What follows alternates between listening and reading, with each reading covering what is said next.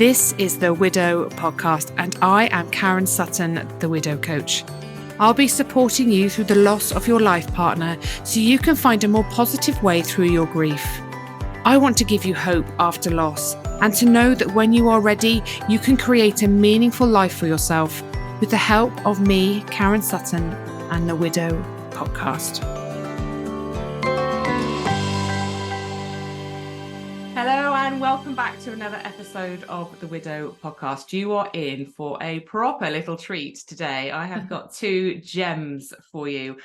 Sal and Im are here to join me from Good Mourning podcast. They are absolute legends in the world of grief and do so much. They obviously have their podcast and have just released their book, Good Mourning.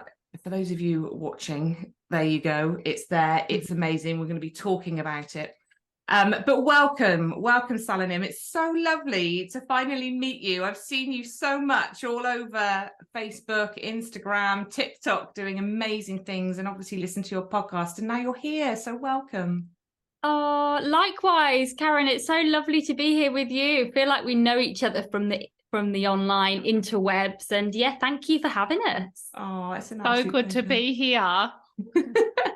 You guys are doing such great work. But I guess before we kind of get into all that, shall we start with your own personal stories, I suppose, of how you came into the world of grief, how you met each other, and what prompted you to do all the good that you're now doing in terms of the podcast. So Sal, I'll come to you first. Tell us about you and your mum. So I am originally from the UK, as you can probably hear by the accent, but I've lived in Australia for the last 9 years. And my mum, Rose, passed away suddenly from, it's called SUDEP, and it stands for sudden and unexpected death in epilepsy. So she had a sudden seizure in her sleep and passed away. And I found myself on the next flight home from Australia in deep shock and deep grief, trying to navigate her loss. And yeah, it was just a huge shock. So my grief was very much felt like I was on autopilot for the first couple of months, just trying to get everything sorted, all of her estate, plan the funeral. It was quite a lot to do on my own. And, that flight back from Australia to the UK is really long and really difficult as it is. But when you're on your way to sort your mum's funeral out and you're grieving and you're in shock, it was pretty horrendous. And that was my introduction to grief.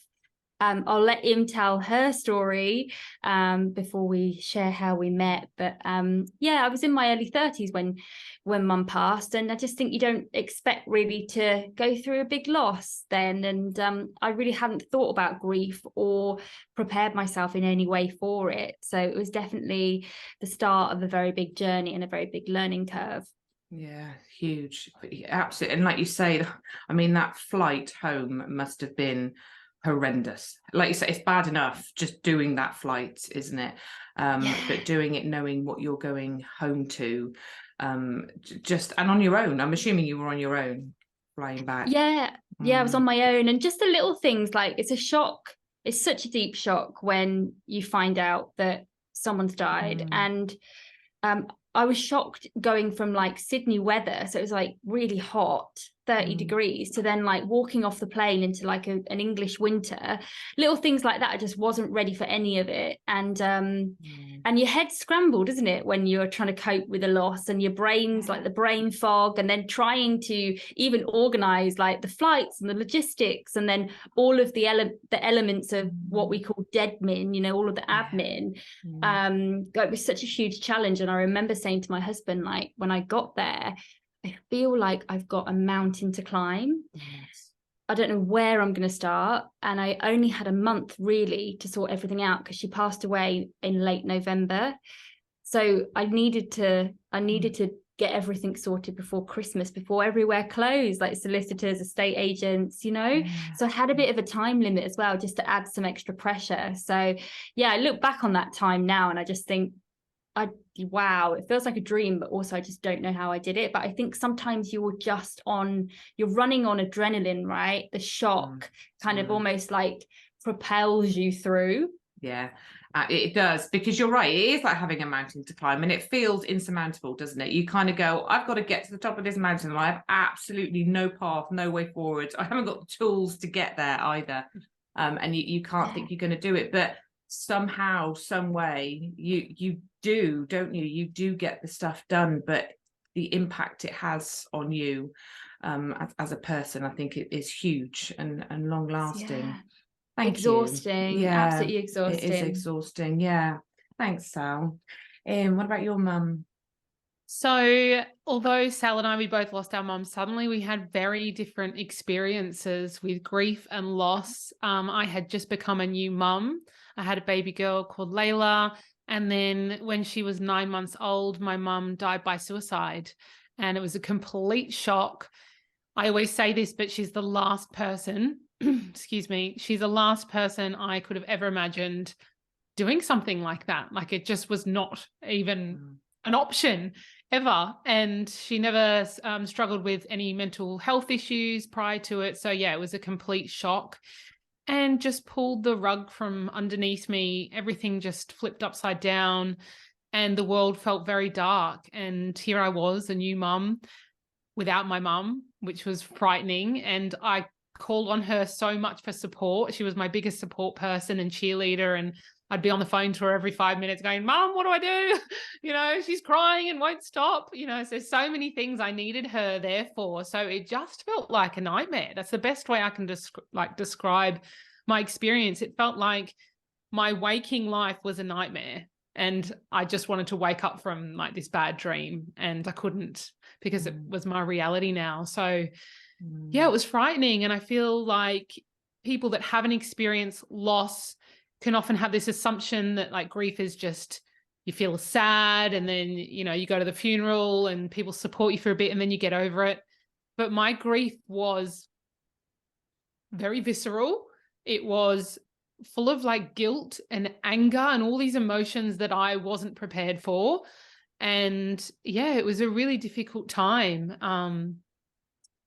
Yeah, it was just really, really hard. And then I think I felt really lonely in my grief, which is where Sal comes into my life. We both felt super alone. And even though we were both really well supported by our friends and family too, grief is really isolating and lonely, as I'm sure you can relate, Karen. So we both reached out to a support group online for motherless daughters and went along to a support group in a pub arranged by one of the community members. And it was really out of our comfort zone. Like, I don't think we ever considered ourselves a support group type of people. And we both nearly didn't go at the last minute. We're like, this is not for me. You know, I've got friends and family, but until you're in it, like, it's just, yeah, you just don't know. And you need someone that you can relate to, right? You need someone that gets it. And so that's where I met Sal, and she turned up late. We didn't even talk to each other like one-on-one on the day. It was just this weird instant connection thing. And I was like, oh, she feels like my kind of person. And we all went around the table and said how our mums had died.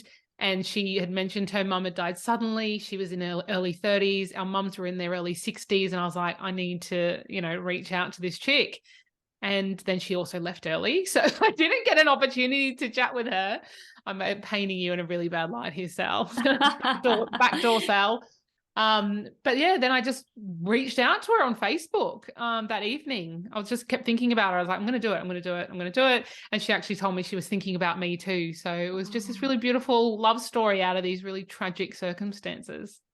Oh, it's amazing, isn't it? How, you know, doing something sometimes that you're not quite sure about, you're not sure where it's going to take you. There is a nervousness, you know. I have a few communities that I hold, and I know people feel a bit apprehensive about joining them because you don't know what to expect, you don't know what's going to go on, but they're often the best thing that you did. You know, just that facing your fear, stepping out of your comfort zone and doing something that feels difficult, just takes you down a path somewhere along the line that feels right, or introduces you to someone, or opens your eyes to a possibility or an opportunity somewhere. Just touch on, you know, you your mum died by suicide. That's obviously very layered, isn't it? In the grief world, it does add extra layers. And as you say, you go through a lot of those emotions. Did you feel a lot of those, the sort of the anger, the resentment, all of that towards your mum as well? So you're trying to navigate that, or was it more around the loss of your mum? It's very multi-layered and very complex. And I think it kept shifting. So the focus would be sort of at times on me, and I felt like I was angry at myself for not doing XYZ that could have saved her, and the guilt that I felt for things that I did or didn't do in the lead up. And then I'd feel really angry at my mum. I'd be like, how could you leave me like this? I've just had a baby. How could you leave my granddaughter?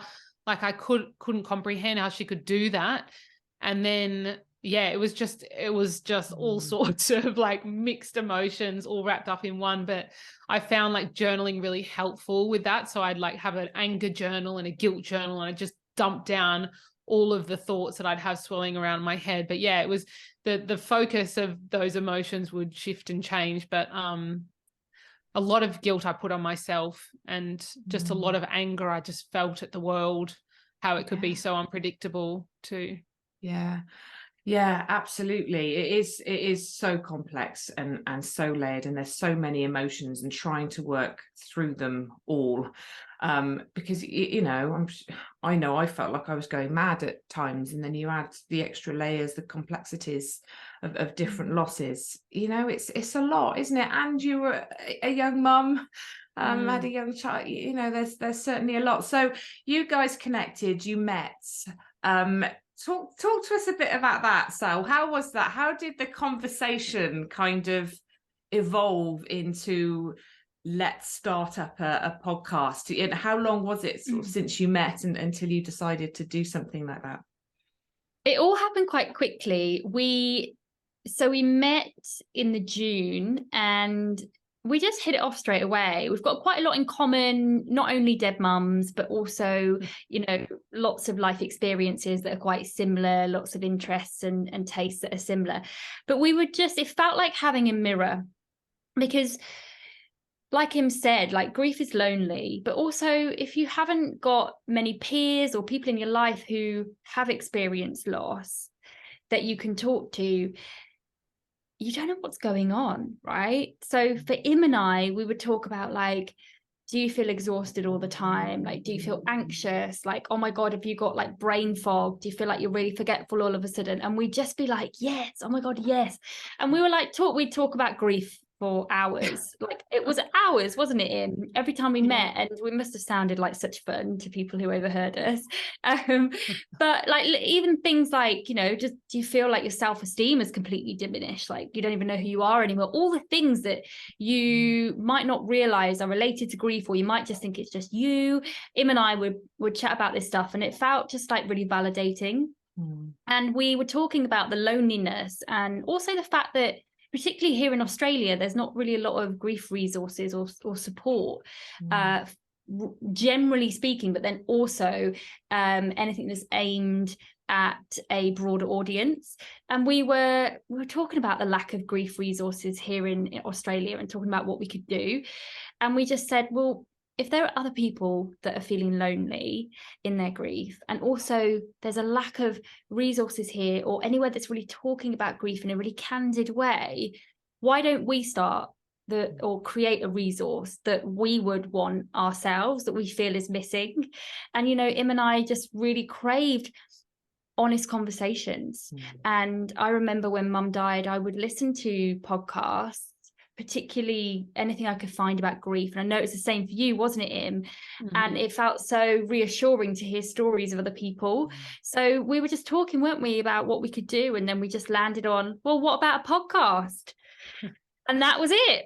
That's amazing, isn't it? Just that whole, let's just do it. And once you'd had the idea, did you literally just, that was it? You ran with it? Do you kind of just set it all up and went for it?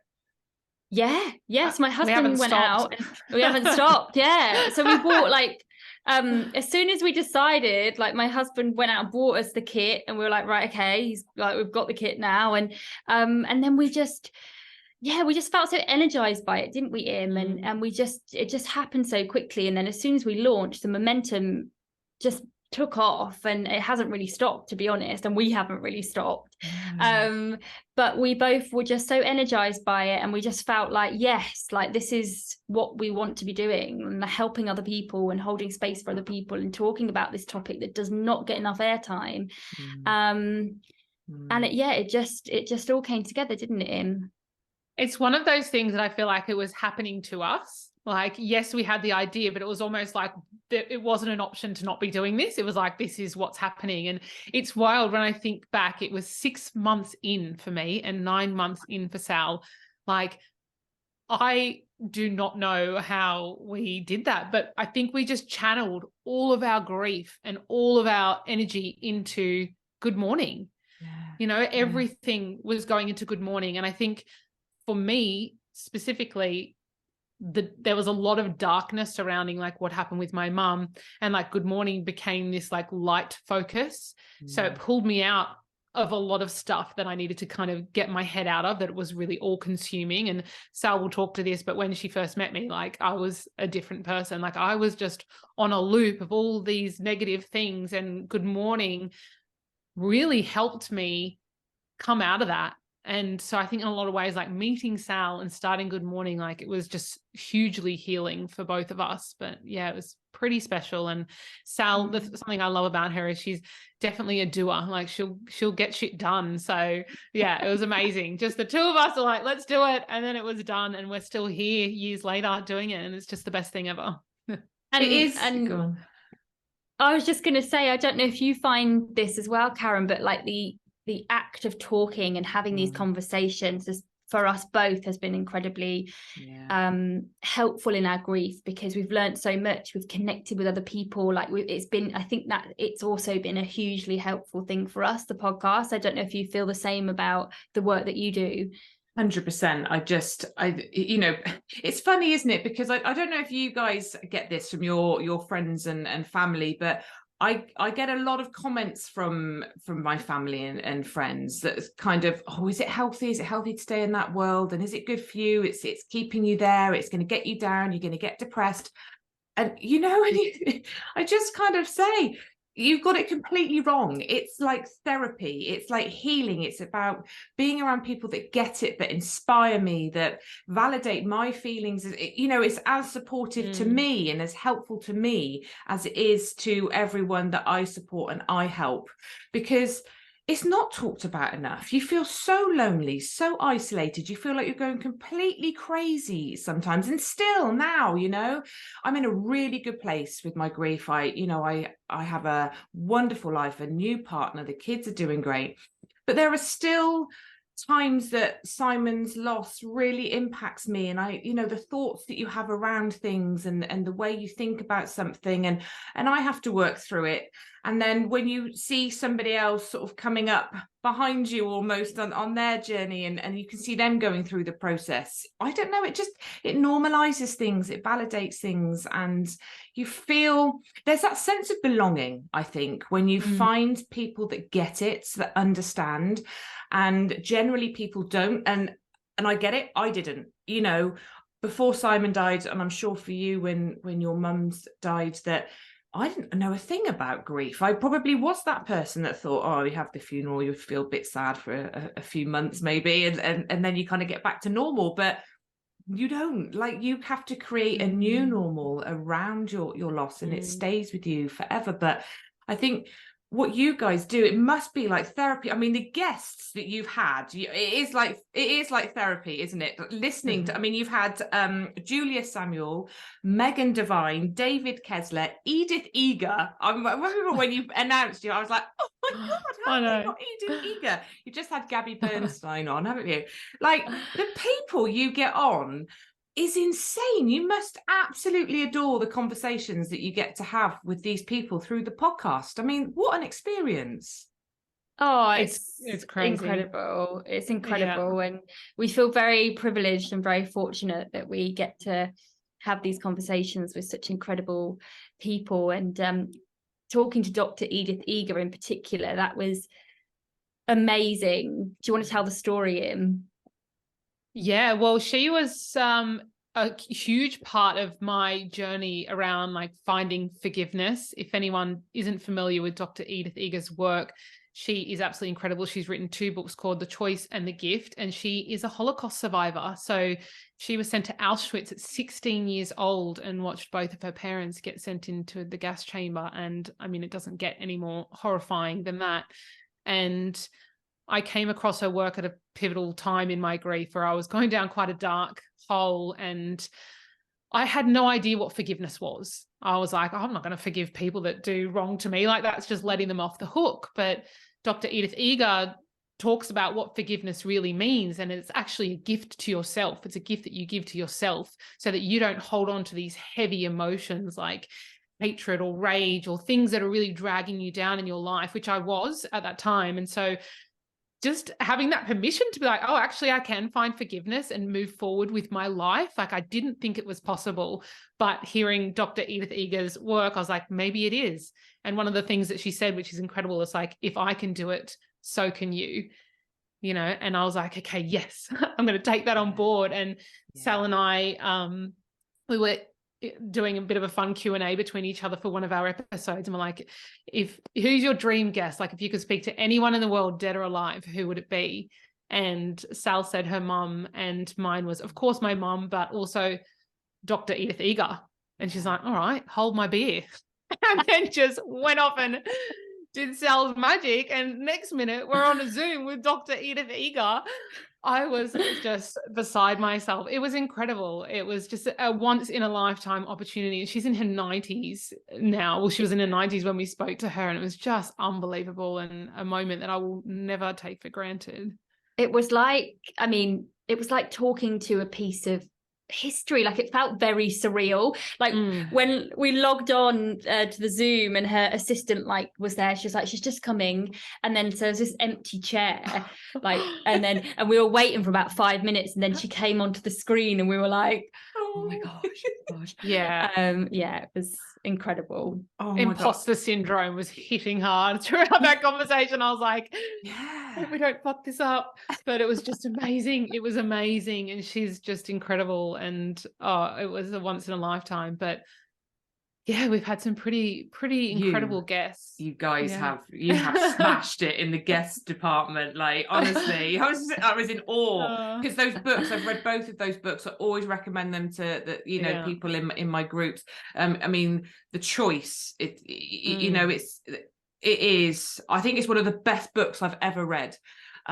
It's incredible, and her outlook, her mindsets, her energy, like, you just want, like, to have a conversation with her would be gold, and you guys have done it, and I bet you just didn't want it to end, because there's so much that you want to ask somebody like that, the wisdom that she carries, and how much she's been through is anyone would kill for some time with her. So hats off. Well done for asking, Sal, because I just think that's brave in itself, isn't it? Because like you say, the imposter syndrome kicks in, and you think, oh, I can't ask. Sal's amazing like that. Yeah, I just thought, why not? And just don't ask, don't get, right? So I just thought, give it a go. What's the worst that can happen? She doesn't reply, and I think she wanted to talk to some younger audiences to kind of leave her legacy. So yeah, she said yes, and I'm really glad that it was a privilege to have that hour with her. Yeah, that is amazing. That is amazing. So, I mean, obviously there's this great energy between you guys, and you are rocking it. You're doing amazing things. But are there times when things, like your grief has shown up in different ways? There's been a maybe a difference in where you want to take things in terms of the podcast and what you're doing. There's clearly a closeness there, but have there been difficulties as well? Because you spend a lot of time together, don't you? And you do a lot together, which I think is always challenging. It's always challenging, however well you get on. So are there sometimes those sort of pulls on differences between you? I think we're pretty lucky in a sense that everything that we want to do in terms of like the podcast and the direction that we're taking Good Mourning, we're always really aligned, and we have the same vision. I I think for us both, like, we have learned a lot about ourselves since working together. I think grief can really peel back the layers, can't it? And it can make you see a lot of, it can make you really look inwards and do a lot of reflection. I think for Im and I, we have kind of been on that journey together, and I think working so closely with each other and also grieving, like, you know, we've kind of, our friendship has grown as our grief has evolved and developed. So we've been there to kind of support each other through, but we've also challenged each other, haven't we, Im, I'd say, and we've helped each other grow through, you know, grow and kind of learn what we need to work on. And you know, it's been really good. It's been really good. But there, I mean, I think writing the book for us both was a huge undertaking, wasn't it, Im? It was huge, yeah. And we both have very different approaches when it comes to how we like to work. And I think for me, I've had to learn that not everyone works in the same way as me, and to kind of have more, to be more accommodating and kind of, you know, because I'm, as Im said, I get shit done. I work at, you know, I'm quite a fast worker, but I've had to learn to sort of adapt my working style, because not everyone works in the same way, right? And poor old Im's often like, oh my god, give me a break. Sally sends through a whip that's like fucking 10 pages long. I'm like, mate, it's Monday morning, I'm grieving. No. It's amazing though, but we have had challenges in our working relationship and our friendship, but we have worked through all of them. And I just want to say, like Sal said, our friendship started in the depths of our pain. Like, what a weird way to start a friendship. Usually like started it, you know, in a great place. And then when you go through hardships in life, you're there to support each other. But we literally showed up for each other. We didn't even know each other. We're like, yep, I'll be sitting in this with you. Let's do it. But we have grown so much, like Sal said, as people, as friends, as business partners. Like, we're on this journey together and we're evolving together. And I think we have so many things in common, but we are really different people. And I think in a lot of ways we complement each other, and that's how it works. But we have, there's been times where we're like, okay, I need to give a little here, or I need to be a little bit more understanding here, on both of our sides. But at the end of the day, like, I would say Sal's more than a friend, more than a business partner. Like, we're soul sisters. I love that. I love soulmate. Yeah, and that's so lovely, because you know, relationships are hard work, aren't they?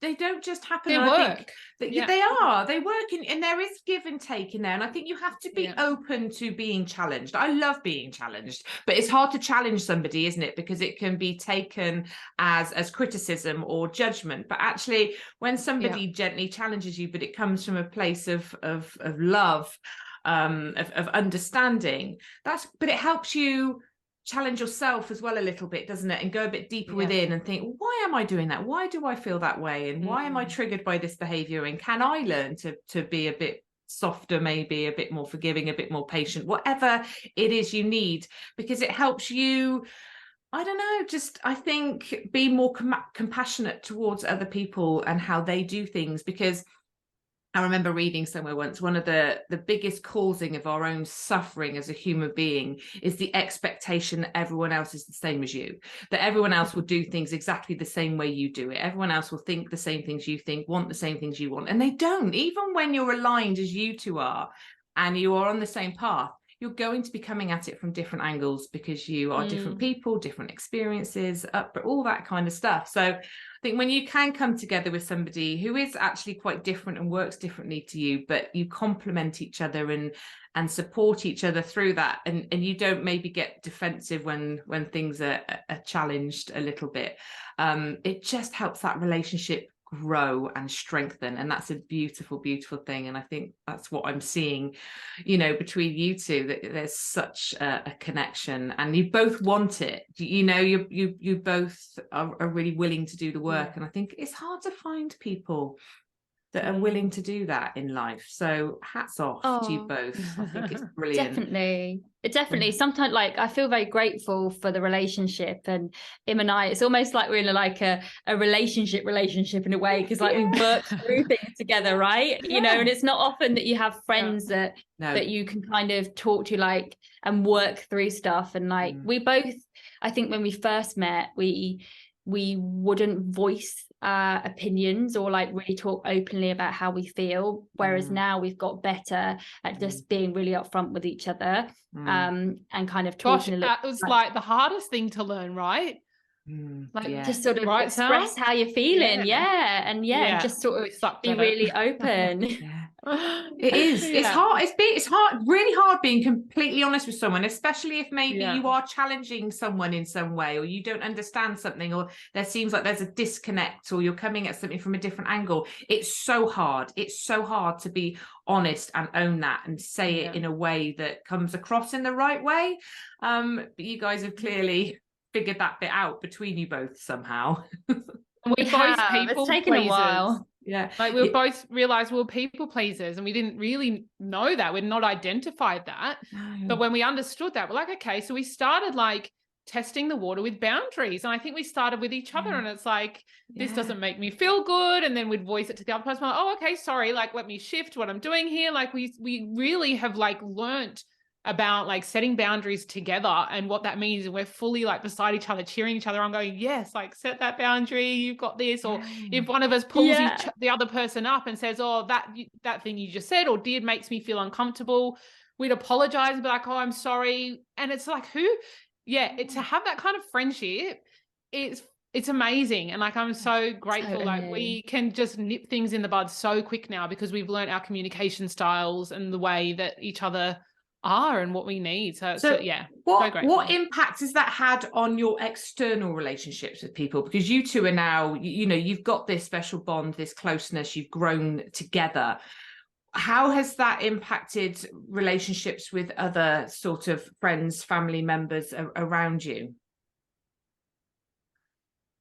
Well, I think we've both learned boundaries and applied them like to our broader relationships as well. That's been a really big learning, I think, and a development for us both.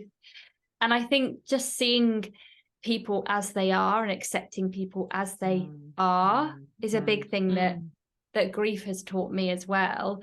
Im, I know this is a big area for you, and you've applied a lot of things to your relationships, haven't you?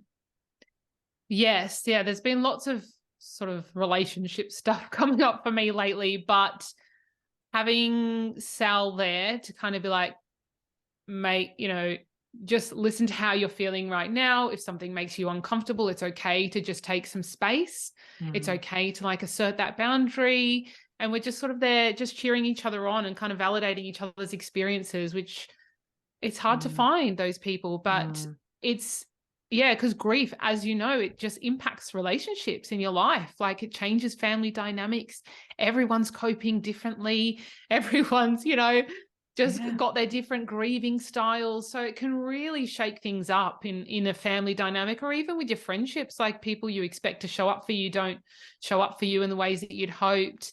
Even some people who are really close to you, who you expected to be there, don't show up. And it's a really harsh reality. So it's been a huge learning, but learning about boundaries has been amazing for us. And we just recently published an episode with Natalie Liu, who wrote The Joy of Saying No. It's an incredible book all about boundaries and just listening to yourself and your needs and putting your needs first. And it's been one of the biggest learnings about grief, but really helpful.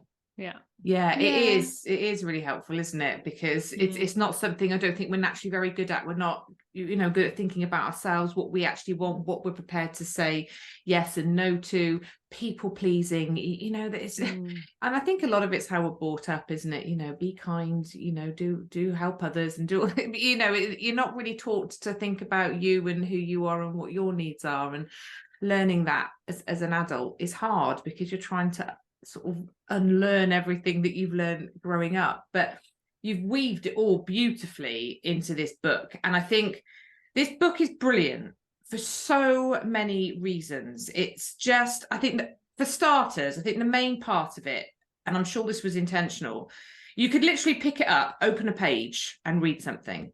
You wouldn't have to read it from beginning to end. And I think that's really important for a griever, because at the beginning, or wherever you are really, sometimes it can just, like picking up a book and reading a book can feel impossible, can't it? You haven't got the brain space for it, but it's just so beautifully presented. It's open, it's bright, it's spacious. You know, when you open a book, sometimes you look at it and you think, oh my God, all those words, that feels a bit scary and heavy. It's a book about grief, right? But it feels light.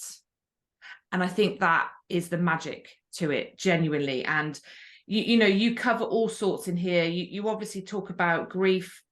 You talk about feeling, and I love what you've written on one of the pages. It's normal to feel lonely in grief, a little or a lot. It's fine if you only have a small support network. It's okay if you have support and still feel lonely. You tackle it from all angles, all dimensions. It covers everything in here. You both give your perspective on it. There's tips, there's other people's experiences and what's helped them.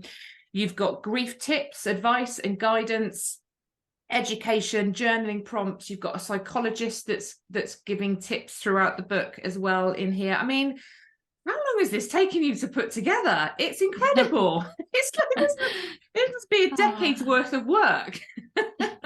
About 2 years, but thank you so much for that incredible feedback, because you just articulated exactly what we wanted to achieve with this book, and that was to create something that was light, that talked about grief in a light way, that wasn't heavy, but also an accessible book that you could just pick up and put down. It was easy to digest, because like you just mentioned, Karen, sometimes when you're grieving, the last thing that you want is like a heavy book that's full of text. It's really hard. And Im and I found a lot of the books that we read when we were in the early stages of our grief were very much like quite theoretical. You really had to really think about what you were reading. And quite hard to digest. So we really wanted to create something that was just so accessible, and like you say, you can open any page and there's something that you will find that you relate to. It's honestly, and I'm not just saying this to blow smoke up your asses because you're sat in front of me. Like, genuinely, I think it's one of the best grief books. It's and I've read quite a few. But even at the end, you've got tips for your support team, which, like, that's rarely kind of put in a grief book, and even that's done beautifully, and I don't know, I think, how did you figure out how to present it? I mean, even you've got the pages with the speech bubbles in, so it's just lovely, isn't it, that you can just pick it up and just read a few little snippets, but it's so helpful and so informative. How did you think of all these things? Boundaries, like, it's brilliant. Was it just literally you two sitting down? And I mean, are you quite creative, the two of you? Yes, we have got a few little creative streaks within our duo, and I think we just listen to our community every day. We get DMs every day, hundreds a week, and we just listen to what everyone is talking about. What are the same things that come into our DMs, the same issues, the same topics that get requested. We just, like, our community is at the heart of our book, and we very much wanted them to feel like, that was reflected when reading it. And we do call outs on our Instagram. We did lots of sneaky call outs before we even announced what project we were working on. So we were constantly just asking people questions, like, on all the different topics. And I think, we sat down together and we were like, what do we want to put in this book? We wanted everything to go in there. And I think that was one of the hardest things, was trying to decipher, like, all right, we've got X amount of pages. How are we going to fit everything into one? But I feel like we did a pretty good job. We did. It was such a challenge, though, because there was so much we wanted to cover. But I think for Im and I, we were like, okay, what was our experience of grief? What do we feel like wasn't reflected in the books that we accessed? And what are the things that maybe impacted us, are impacting our community, are impacting the people that we know that aren't as widely spoken about. You know, things like grief brain, that, you know, it is one of the biggest things that we hear from our community, that and loneliness and friends dropping away.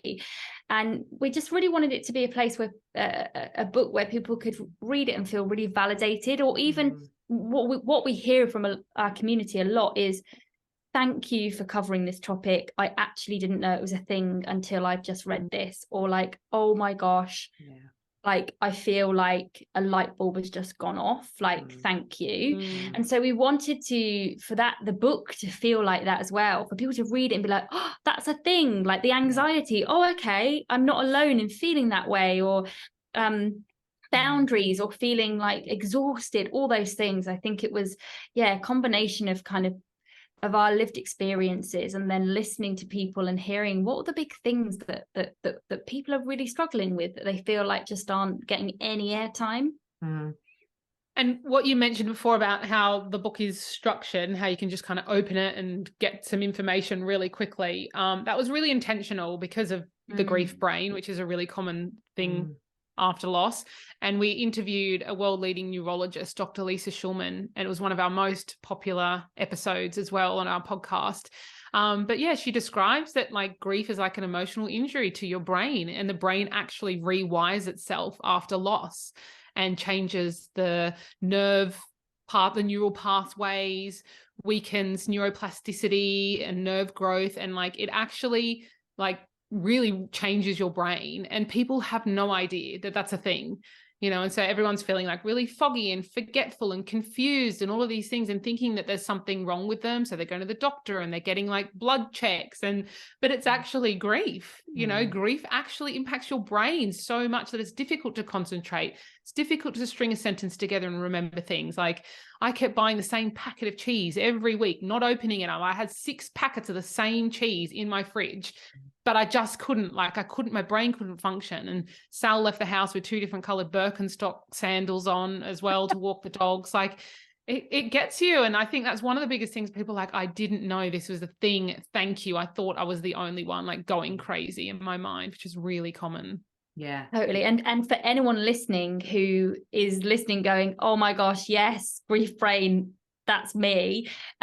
Lisa recommends one of the biggest things that you can do to help yourself to alleviate grief brain is journaling. And that's something that we have incorporated into the book as well, journal prompts to help guide the reader. But it's a fantastic tool if you are feeling a bit foggy. Yeah, I think journaling is incredibly powerful. You know, I get a lot of people in my groups to use it, because I think it helps you make a little bit of sense of what's going on, because you know, your brain is chaotic, isn't it, after loss? You, like you say, you've got the grief brain, you've got so much going on that you're trying to think about, process, understand. And it's just all whirring around up here. And I think if you can get it out onto paper, it just helps free up a little bit of space, create a little bit of clarity, understanding. And it's a judgment-free zone, isn't it? I think sometimes it's a really good stepping stone from getting it out of your head onto paper and feeling okay about it, because you've acknowledged it and you've written it down. And then there's the next step is maybe to share it with somebody. Whereas it can feel like too much of a leap, I think, sometimes, can't it? Just from this chaos in your head to blurting it out to somebody and thinking, oh God, does that sound really bad? I don't think I can say that. That's awful. But it's not awful. And I think, you know, you touch on a lot of the thoughts and feelings that we have in our grief in this book. And like you say, the journaling prompts are brilliant, and there's little tips in there as well for self-care and anxiety and loneliness. It's honestly, girls, I think you should be super proud. I'm sure you are super proud of this. Do people ever say to you, you know, something along the lines of, you know, this was meant to be, or you know, what a great outcome for you, or almost minimizing what you've been through because you've created something so powerful following it, that was the reason almost? Has anyone ever kind of said something like that to you, and how's that made you feel, if they have? That's a really good question. I don't know if anyone has said anything like that to me. Not recently. No. I think people do say, oh, you know, it's a silver lining for you guys that you met each other. And I think, you know, it is, we are really lucky that we did meet each other and we have had that support. But also it doesn't take away the fact that we went through something really hard and our mums aren't here and, you know, that we're grieving. So I think we're always very careful with any sort of like, can you call it toxic positivity? Is that, you know, that sort of that kind of stuff? Would you say, Im? I think that's like something that we might get a little bit, but I think so. I don't think anyone's ever really said that to me either, which is good. Yeah, because they probably read the book and know not to say those sorts of things. But yeah, on the other hand, like without going too woo-woo, like Sal and I do really feel like our mums brought us together as well. And we do feel like they're, you know, they've got a hand in all of this and creating Good Mourning and creating the book. Like we feel like is their legacy in a way, in a sense. So that we love that. And that helps us, you know, keep moving forward, thinking about that. And we find that thought really comforting. So, but I think it's okay if we tell ourselves that. But I think if other people come and be like, well, you know, everything happens for a reason, we're like, well, actually, no. So no, that's good to hear, because, you know, I know a lot of people do hear those types of things said to them, and it can be really difficult. We all approach our belief systems, our grief, in different ways, and some people, you know, go on to do amazing things like you've done, and then others will look at that and think, well, I've got to do something like that, you know, I've got to turn my pain into purpose and create this amazing meaning out of it, and you know, and I think people look at people like you or myself that really have created something powerful, I think, after you've lost someone, but that's not the only way of processing your grief and giving back and helping and finding meaning, is it? And I'm always really keen to stress that, I think, because, you know, I do speak to people that, you know, you go on to Instagram, podcasts, all that kind of good stuff, and you see people doing amazing things, and there's almost an element of, I've got to do that, I've got to do something amazing afterwards because that's what everyone else is doing. But actually they're not, are they? You know, a lot of people really aren't turning their pain into purpose in the grief world. They're doing many other different things with their life, and that's okay too, right? Absolutely. And we say this, we're on the same page as you, and we say this a lot. You absolutely do not have to make anything from your grief other than simply survive. And it's I think people can put pressure on themselves to try and make meaning from loss or turn their pain into something, and you absolutely do not have to do that. So it's really important to take any pressure off yourself to feel like you've got to create something. Absolutely But then equally, if you do want to do something, go for it. You know, you can. But I think it's really important to stress that. So, I mean, I could sit here chatting to you guys for ages. I think you're absolutely brilliant. But just, I guess, what's next? What are you planning next? Are you planning anything next, or are you just taking a bit of a breather? Oh, never a breather, Karen. No. Yeah, right. Not with Sal. Not with Sal. I know, Global domination next. No, I'm joking. We've got quite a few things in the pipeline, actually, but one thing that we're working on at the moment is a course with a grief expert and psychotherapist called Megan Reardon Jarvis. Don't know if you're familiar with her, Karen, but she is she's worked in the grief and trauma space for about 20 years. She's incredible. So we're launching a course with her. So more details to come on that, but we're looking at courses and other ways that we can serve people by providing more grief education. So watch this space. We've got a couple of events coming up, haven't we, in mainly in Sydney, but a couple of things on the horizon, and also having a break, hopefully. Im's hoping anyway. When's that happening? I can't see that in the near future, but no, that's not in the whip. No, that's not in the whip. I mean, do you guys do work? Do you have your jobs outside of Good Mourning? a bit of a mix. We both freelance, don't we, Im? So my career, my background is in public relations and communication. So I do some freelancing and consulting for that. And then Im does like consulting on content and social media. And then I definitely like left my career after my mum died. I was working in TV production, and then even just having a baby, I'm like, I can't go back into those 16-hour days. But Good Mourning took my life in a whole new direction. So it's definitely my main focus now. And it's the main focus for both of us. And then we sort of we plug some gaps on the side with some freelance stuff. But our goal and our dream is to make Good Mourning our only sort of full-time thing. And we're chipping away at it, aren't we, Im? Yes. Yeah.